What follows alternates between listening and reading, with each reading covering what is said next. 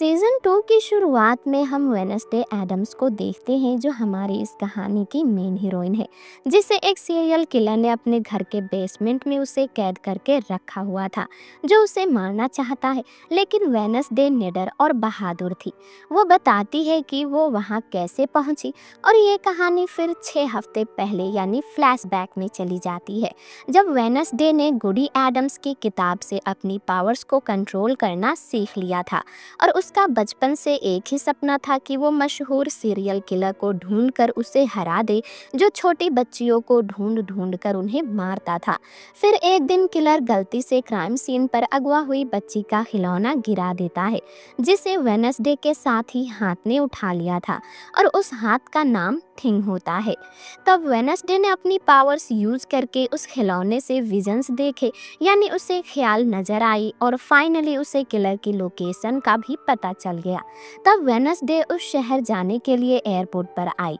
Airport पर उसे रोका गया। तब वेडनेसडे ने अपने सारे हथियार पुलिस को दिखाया। ऑफिसर्स काफी चौकन्ने हो गए। फिर उन लोगों को वहां पर थिंग भी मिलता है। तब वेडनेसडे बताती है कि ये एक पुतले का हाथ है, जो सिर्फ मेकअप में ही इस्तेमाल होता है। ऑफिसर्स ने ये सारा सामान अपने पास रख लिया होता है। तब गुस्से में वेडनेसडे थिंग को लेकर वहां से चली जाती है। फिर वेडनेसडे ने किलर को उसके घर पर ढूंढ लिया, और वो उसे शॉक लगाने वाली थी, लेकिन किलर ने उसे पकड़ लिया, और वेडनेसडे को विजन नजर आने लगे। उसकी आंखों से काले रंग के आंसू निकलने लगते हैं, जिससे वो वहीं पर बेहोश हो जाती है, और मौके का फायदा उठाकर किलर उसे पकड़ लेता है। कुछ देर बाद जब वेडनेसडे को होश आता है, तो वो खुद कॉन्स्टेबल में पाती है। इतनी ही देर में वहाँ किलर भी अपने चाकू लेकर आ जाता है। उसे कहता है कि मैं तुम्हारे लिए एक डॉल बनाया हूँ, जो बिल्कुल वेडनेसडे जैसा ही था, और किलर हर किसी को मारने से पहले उसके जैसा ही डॉल बनाया करता था। तो वेडनेसडे कहती है कि मेरा भी हाथ काफ़ी कमाल का है, और तभी सामने छुपा थिंग किलर पर हमला करके उसे बुरी तरह पीटने लगता है। तभी मौके का फायदा उठाकर वेडनेसडे भी अपने आप को किसी तरह उस कुर्सी से छुड़ा लेती है। तभी जब किलर से निपटने के बाद वेडनेसडे हाथ से यानी थिंग से कहती है कि वो इस काले आंसू के बारे में किसी को ना बताए। वेडनेसडे आखिरकार किलर से लड़कियों का बदला ले लेता है। कुछ दिन के बाद हम किलर के पकड़े जाने वाले पोस्टर्स को लगा देखते हैं। वेडनेसडे को गुडी की बुक में काले आंसुओं के बारे में कुछ नहीं मिलता। उसकी सौतेली माँ और टीसिया ने वेडनेसडे को चलने को कहा, क्योंकि उन्हें स्कूल वापस जाना था। तब वो लोग वहां से निकल जाते हैं। इसी बीच वेडनेसडे का भाई पग अपने बिजली निकालने वाली पावर सीख चुका था, जिसका इस्तेमाल यहाँ उसने किया, और सड़क पर काफी सारे एक्सीडेंट हो जाते हैं। जंगल में एक आदमी अपने दोस्त के साथ होता है।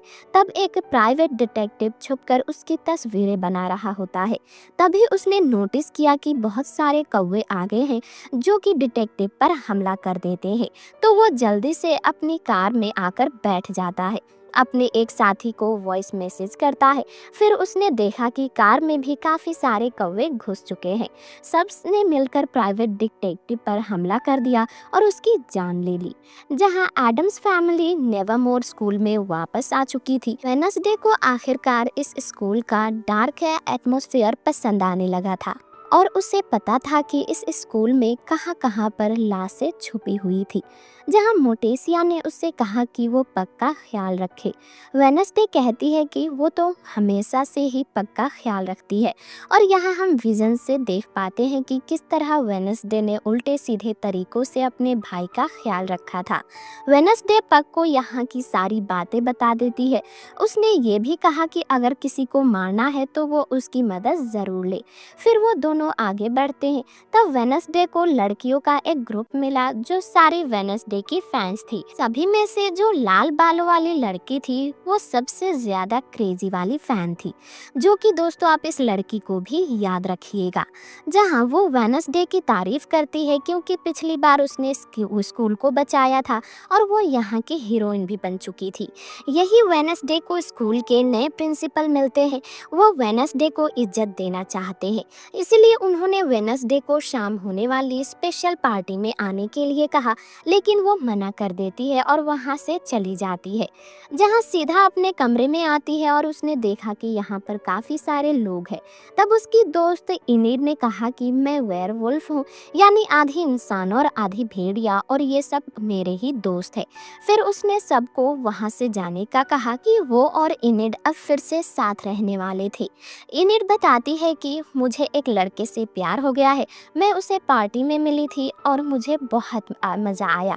फिर दोनों एक दूसरे को गिफ्ट्स देती है जो उन्हें काफ़ी पसंद आए। यहाँ वेनसडे इनिड को बताती है कि वो डार्क बुक का सीक्वल लिख रही है।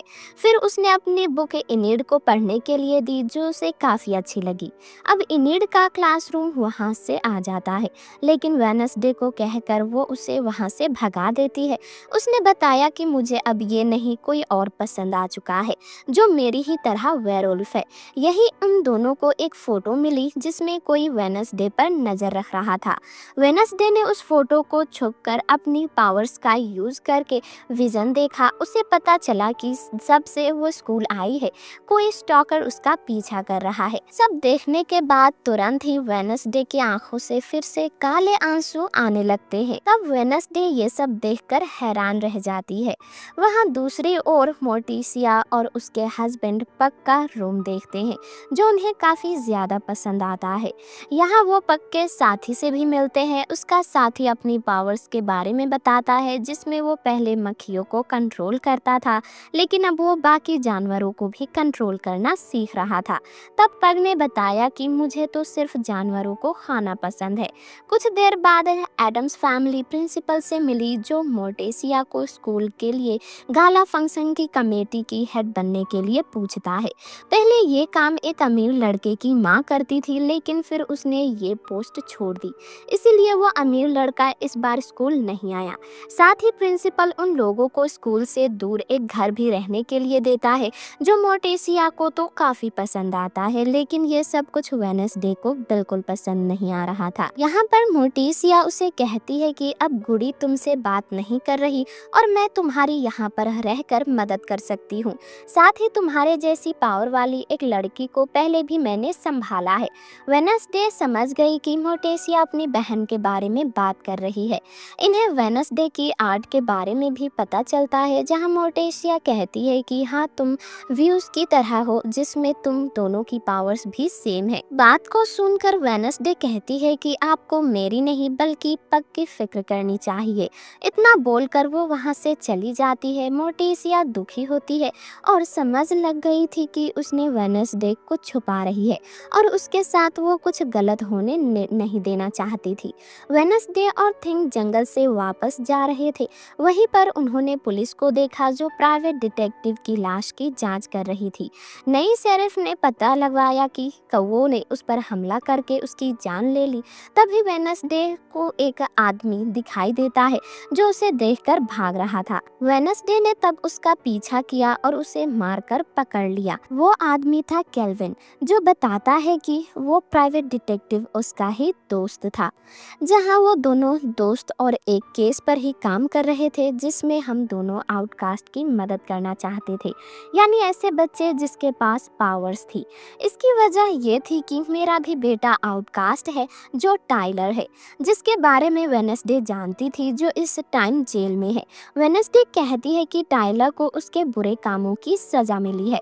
फिर केल्विन ने वेनसडे से मदद मांगी कि वो उसके दोस्त की मौत का राज जानने में हेल्प करे, क्योंकि वहाँ कोई बड़ी गड़बड़ चल रही है। वेनसडे ने जवाब दिया, अगर आपके अपने बेटे का इतना ध्यान रखा होता तो आज वो जेल में ना होता। वेनसडे वहाँ से निकलने वाली थी, तब केल्विन ने कहा कि एक आंख वाले कौवे यानी रेवन से बच कर रहे। वेनसडे ने भी ऊपर रेवन को देख लिया था। फिर वो वहाँ से चली जाती है।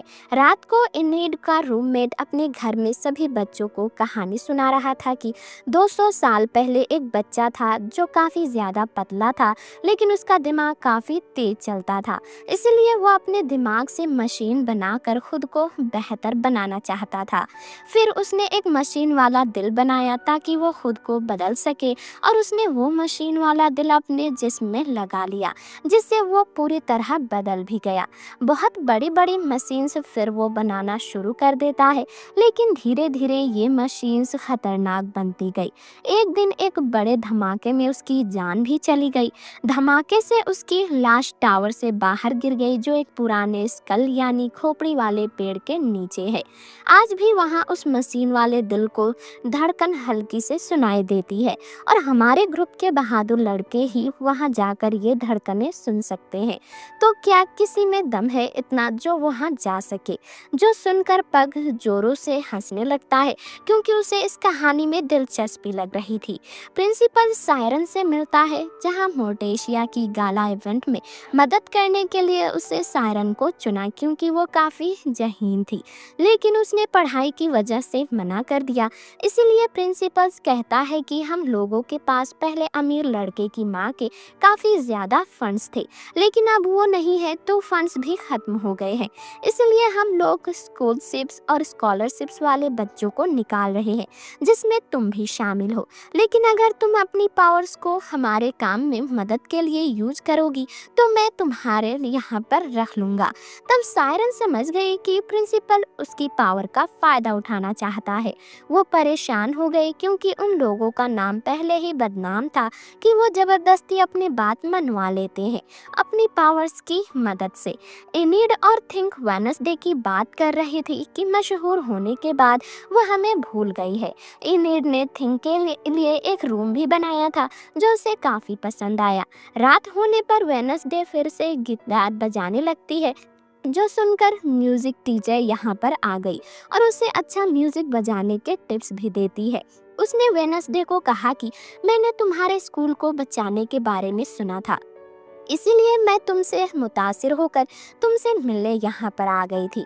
उधर पार्टी में प्रिंसिपल ने मोर्टेशिया को दिखाया कि स्कूल के बच्चे कैसे लकड़ियों का फोनिक्स बना रहे हैं, यानी एक परिंदा था। साथ ही वो मोर्टेशिया को गाला इवेंट के लिए भी मना रहा था। इस पर मोर्टेशिया बोली कि मैं अभी भी कंफ्यूज हूँ, मुझे सोचने दो कि क्या करना चाहिए। सायरन भी मोर्टेशिया की मदद के लिए राजी हो जाती है। तब तक वेडनेसडे अपने रूम में आई। इनीड बताती है कि अमीर लड़के ने तुम्हारे लिए एक लेटर और पेंटिंग भेजी है। लेटर में लिखा था कि मैं वेडनेसडे को फ़ोन किया, लेकिन उसने जवाब नहीं दिया। वेडनेसडे कहती है कि वो मैंने फ़ोन पानी में गिरा दिया था। वो देखती है कि अमीर लड़के ने वेडनेसडे के लिए उसके विजन्स में दिखी एक पेंटिंग भेजी है, जो कि रेवन के साथ थी। किसी तरह ये वेडनेसडे से जुड़ी हुई है। ये देख वेडनेसडे चौंक जाती है। तभी उसे एक दूसरा लेटर भी मिलता है, जो स्टॉकर का था। उसने लिखा था कि तुम्हारी किताब काफ़ी बेहतरीन है, और जब वेडनेसडे ने चेक किया तो पता चला कि उसने नॉवेल्स को किसी ने चुरा लिया है। साथ ही उसे एक नई पहेली भी मिलती है। वेडनेसडे खत पढ़कर समझ गई कि उसके नॉवेल को पार्टी में फोनिक्स की आग के अंदर जलाया जाने वाला है। इसलिए वेडनेसडे इनीड को लेकर पार्टी में शामिल हो जाती है, और वेडनेसडे अपने लिखे हुए नॉवेल को ढूंढने के लिए वो पेड़ों के बीच गुजरने लगती है। तक बाहर म्यूजिक लगने के कारण वो सभी लोग म्यूजिक को एंजॉय करने लगते हैं। फिर वहाँ प्रिंसिपल ने सबका वेलकम किया और बताया कि वो आउटकास्ट के स्कूल को ऊंची पोजीशन पर ले जाना चाहता है, जहाँ उसे बाद में पता चलता है कि बच्चे काफी एंजॉय कर रहे हैं और पग यहाँ स्कल ट्री के पास जाने वाला था। तब तक वेडनेसडे ने भी अपने नॉवेल को ढूंढ लिया था। वो भी उस जगह से बाहर निकली और सबके बीच में होकर प्रिंसिपल के पास आ गई। प्रिंसिपल ने वेडनेसडे का वेलकम किया। फिर उसने वेडनेसडे को इज्जत देने के लिए स्कूल को बचाने वाले बच्चों की एक पेंटिंग दिखाई, जो उसे बहुत बुरी लगी, क्योंकि वो पेंटिंग में हंस रही थी। वेडनेसडे सबको कहती है कि हम लोग यहाँ पर आने वाले हर एक दुश्मन को खत्म कर देंगे। तब ये सुनकर सभी स्टूडेंट्स काफी खुश हुए, लेकिन वेडनेसडे बताया कि तुम लोग भी स्कूल के दुश्मन जैसे ही हो, क्योंकि तुम्हारे जैसे दूसरों के तलवे चाटने वाले लोग उसे बिल्कुल पसंद नहीं है। और आज से मेरे पास भी कभी मत आना, क्योंकि मैं कोई हीरोइन नहीं हूँ, और जो भी मेरे पास आया मैं उसे मार डालूंगी। फिर वो वेडनेसडे टीम पेंटिंग को भी जला देती है और सब पर गुस्सा करके वहाँ से चली जाती है। उसकी इन हरकतों पर इनेड भी भड़क उठती है, और रात होने पर पग स्कल ट्री के पास आकर मशीन वाले दिल की धड़कनें सुनने की कोशिश करने लगता है। लेकिन लेकिन एकदम से कोई चीज बाहर आई जिससे पग दूर जा गिरा। गलती से उसका हाथ जमीन पर आ गया और उसने बिजली का झटका जमीन को दे दिया, जिससे हुआ ये कि वहां दफन वो आदमी जिंदा होकर बाहर आ गया, जो उठकर पग को देखने लगा। तब उसे देखकर पग भी काफी खुश हो गया। जहां उधर इनिड ने वेनसडे को जैसे ही छुआ तब उसे विजन दिखाई दिया, जिसमें वेनसडे को कब्रिस्तान में काफी सारे कौवों के बीच में इनिड की कब्र दिखाई देती है। इनिड ने पीछे से वेनसडे को पकड़कर कहा कि मैं तुम्हारी वजह से ही मरी हूँ। ये विजन देखकर वेनसडे तड़प रही थी। तब उसे इनिड और मोर्टेशिया देखने लगते हैं। कुछ देर बाद वेनसडे को होश आया, जिसमें मोर्टेशिया के साथ घर पर मोर्टेशिया ने बताया कि वेनसडे तुम्हारी पावर्स तुम्हारे कंट्रोल से बाहर होती जा रही है, जिस वजह से तुम्हें काले आंसू आ रहे हैं। और मेरी बहन के साथ भी ऐसा ही हुआ था और अब तुम्हें मुझे गुडी की बुक देनी ही होगी, क्योंकि उसकी वजह से तुम पावर्स को बढ़ा रही हो। वेनसडे कहती है कि गुडी ने उसकी बुक मुझे दी थी और मैं तुम्हारे आगे नहीं झुकूंगी। इतना बोलकर वो गुस्से में वहां से चली जाती है। वेनसडे वापस स्कूल जा रही थी, तब उसे 3 चीजें याद आने लगी कि केल्विन उसे कौवों से वार्न किया था। जहां अमीर लड़के ने पेंटिंग में भी कौवे दिखाए थे और इनिड वाले विजन में भी कौवे थे, इसीलिए वो केल्विन से बात करने का फैसला करती है। जैसे ही उसके घर पर आई तो ये देखकर उसके होश उड़ गए कि कौवों ने केल्विन को भी मार दिया है। फिर वेनसडे ने अपनी पावर से केल्विन को छूकर विजन्स देखने की कोशिश की, लेकिन वो विजन्स नहीं देख पा रही थी। तभी यहाँ शेरिफ फागिन और वेनसडे को पकड़ लेती है। पुलिस स्टेशन ले जाकर पूछताछ की जाती है। तभी वेनसडे कहती है कि मुझे इस बारे में कुछ नहीं पता और टाइलर ने शायद अपने डैड केल्विन को मारा होगा, क्योंकि वो उसने नफरत करता था। तब शेरिफ कहती है कि यहाँ की काफी खुफिया जेल में टाइलर को रखा हुआ है और वो ऐसे भाग नहीं सकता। इतनी ही देर में यहाँ मोर्टेशिया का हस्बैंड वेनसडे को बचाकर अपने साथ ले जाता है। अगले दिन पग अपने साथी के बी हाउस में उस जिंदा हुए आदमी को रख देता है, जो एक जॉम्बी था। उसके मशीन वाले दिल की बात भी सच थी, जिसे पग कंट्रोल करने की कोशिश कर रहा था।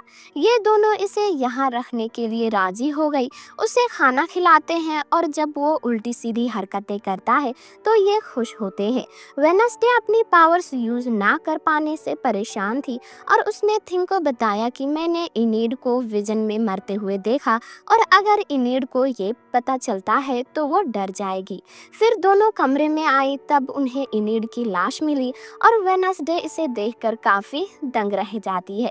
उसे दुख भी हो रहा था, लेकिन अगले ही पल पता चलता है कि इनिड ने प्रैंक डे होने की वजह से ही वेनसडे के साथ मजाक किया था।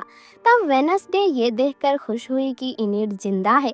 वेनसडे ने देखा कि किसी ने केल्विन की आंखें वहां पर छोड़ी हुई, लेकिन वो अपने विजन से कभी भी इसे नहीं देख पा रही थी और शायद ये काम भी उसके स्टॉकर का था, जो किलर है। वेनसडे ने जो केल्विन के मरने के बारे में बताया था, ये सुनकर इनिड काफी डर गई, क्योंकि जहाँ भी वेनसडे जाती थी वहाँ लोग मरने लगते हैं। तब वेनसडे ने उसे दूसरे रूम में शिफ्ट होने के लिए कहा, लेकिन इनिड कहती है कि मेरे पास वेयरवुल्फ की पावर है, मुझे कोई खतरा नहीं है।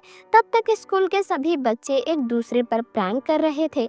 इनिड का रूममेट इनिड को किसी और लड़के के साथ देखकर काफी दुखी हो गया था। तभी यहाँ प्रिंसिपल के साथ प्रोफेसर भी आ गए, जिनका सिर्फ सर था और इस तरह बच्चों का प्रैंक करना उन्हें बिल्कुल पसंद नहीं आ रहा था। तभी दोनों को वेनसडे आकर मिलती है। प्रिंसिपल ने कहा कि तुम्हारी पेंटिंग को जलाने की वजह से सब काफी खुश है, क्योंकि आउटकास्ट को असूल तोड़ना काफी पसंद होता है। वेनसडे पूछती है कि क्या हमारा कोई स्टूडेंट ऐसा है जो परिंदों को कंट्रोल कर सकता है।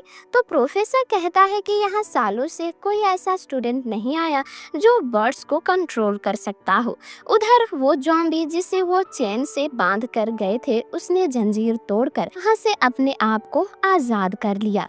थिंक के पास मोटेशिया आकर उसे गुडी की बुक मांगती है, लेकिन थिंक ने देने से मना कर दिया क्योंकि वो लोग उसे नौकर की तरह ट्रीट करते थे। मोटेशिया ने कहा कि तुम फैमिली का हिस्सा हो। तब थिंक ने उसे याद दिलाया कि तुम लोग बार बार मुझे काम करने के ऑर्डर देते थे, मैं तुम्हारा कोई नौकर नहीं हूँ, और गुस्से में थिंक अपने रूम में चला जाता है। वेनसडे जब ड्राइविंग सीखने गई तो गाड़ी को तेज भगाकर वो आउटकास्ट की जेल में आ जाती है। वेनसडे अंदर गई और वहाँ की मैनेजर जोडी से मिलती है। यहाँ हमें पता चलता है कि वेनसडे बल्कि टाइलर से मिलने आई थी। जोडी ने बताया कि टाइलर को यहाँ एक डॉक्टर हैंडल करती है। वेनसडे उस डॉक्टर से मिलने जाती है जिसने बताया कि मैंने टाइलर की मास्टर को उस जगह से अलग रखा है ताकि उनका रिश्ता कमजोर हो जाए। वेनसडे फिर टाइलर से मिली और उन्हें कैमरे के जरिए डॉक्टर देख रहे थे। वेनसडे कहती है कि तुम्हें तो वेयरवुल्फ्स ने काफी जल्दी हरा दिया था। टाइलर कहता है कि तुम्हें मेरे अंदर के जानवर से प्यार हो गया था और तुम बिल्कुल भी स्मार्ट नहीं हो। वो गुस्से में आ रहा था, तब गार्ड ने शॉक देकर टाइलर को शांत किया। तब वेनसडे ने बताया कि तुम्हारे डैड और उसके दोस्त को किसी ने मार दिया है, क्या तुम्हें इस बारे में कुछ पता है? टाइलर कहता है कि नहीं, और मैं जेल में से ये तो पता नहीं कर सकता, लेकिन जो भी है तुम्हें भी तड़पा तड़पा कर मारेगा तो बहुत ही मजा आएगा। और अगर किसी दिन मैं आज़ाद हुआ तो सबसे पहले इनीड को मार दूंगा, क्योंकि उसकी वजह से ही मैं यहाँ फंसा हुआ हूँ। मैं भी वेयरवुल्फ ही हूँ और ये जगह खतरनाक वेयरवुल्फों के लिए ही है। वेनसडे कहती है कि तुम तो डार्क फोक हो, तुम्हें ऐसी जेल में देखकर मजा आ रहा है, और तुम्हारे अंदर की हाइड जो कि कोमांसर को तुम्हारी मास्टर ने इसीलिए कंट्रोल किया था क्योंकि तुम किसी काम के नहीं हो। ये सुनकर टाइलर भड़क कर हाइड बनने लगता है, लेकिन गार्ड ने उसे काफी बड़ा झटका देकर शांत करवा दिया था।